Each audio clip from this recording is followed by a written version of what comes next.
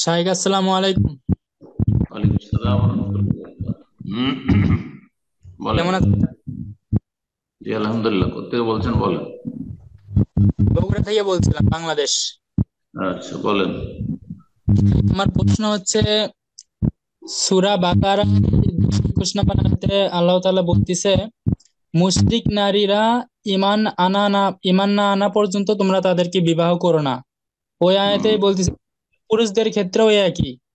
তো হুম আমার প্রশ্ন হচ্ছে, এই বেদাতি যে সমাজ এখন এখন তো সঠিক মানহাজ সঠিক আকীদার লোক তো তেমন খুঁজেই পাওয়া যায় না। তো শায়েখ, আমার প্রশ্ন হচ্ছে, আমি যদি কোনো পাত্রী দেখতে যাই, তো ওই পাত্রীকে কিংবা ওই পাত্রীর ফ্যামিলিকে কি ধরনের প্রশ্ন করে আমি তার ইমান কিংবা সহিহ আকীদা এটা কিভাবে বুঝবো? কি ধরনের প্রশ্নের মাধ্যমে, এটা যদি একটু বলতেন শায়েখ। আস্তাগফিরুল্লাহ। প্রথম কথা, আপনি যখন পাত্রী দেখতে যাচ্ছেন অথবা পাত্র দেখতে যাচ্ছেন, তো তার আগে তার বংশধর তার গ্রামবাসীকে তো আপনি জানবেন, দেখবেন যে এরা এরা কোন আকীদা মানহাজের লোক।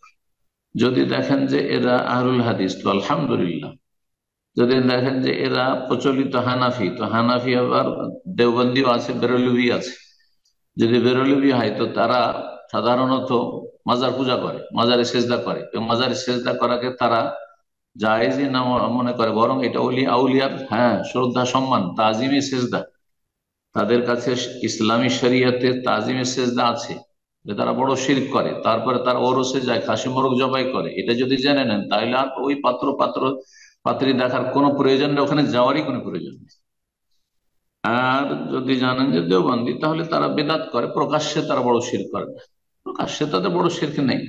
সুতরাং আপনি এমনি এমনি বলবেন যে কেমন করে, না, আপনার ভিতর খোঁজ করার কোনো প্রয়োজন নেই। যদি আপনি ভালো মনে করেন যে তাদের সাথে আত্মীয়তা করব, তাহলে জায়েজ, যেমন অন্যান্য গুনাহগারদের সাথে জায়েজ। অন্যান্য গুনাহগারদের সাথে আপনার আত্মীয়তা করছেন, বিভিন্ন গুনাহে জড়িয়ে আছে, তারপর ঠিক তেমনই বেদাতের গুনাহ আছে, তাদের সাথে আত্মীয়তা করছেন, জায়েজ প্রয়োজন। জি। কিন্তু উত্তম হচ্ছে কোরআন এবং হাদিসের অনুসারী দেখে বিয়ে করার চেষ্টা করবেন। প্রশ্ন যদি করতে চান তো প্রশ্ন করতে পারেন যে আল্লাহ ছাড়া অন্যের কাছে সাহায্য চাওয়া কি জায়েজ অসাধারণ ক্ষেত্রে, বা গায়েব থেকে, দূর থেকে। জি।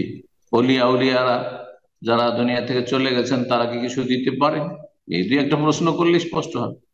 তারপর আপনার সাথে যদি তাদের আত্মীয়তার গরজ থাকে, তাহলে কি তারা স্বীকার করবে, বলবে? আপনার মতো করে উত্তর দেবেন।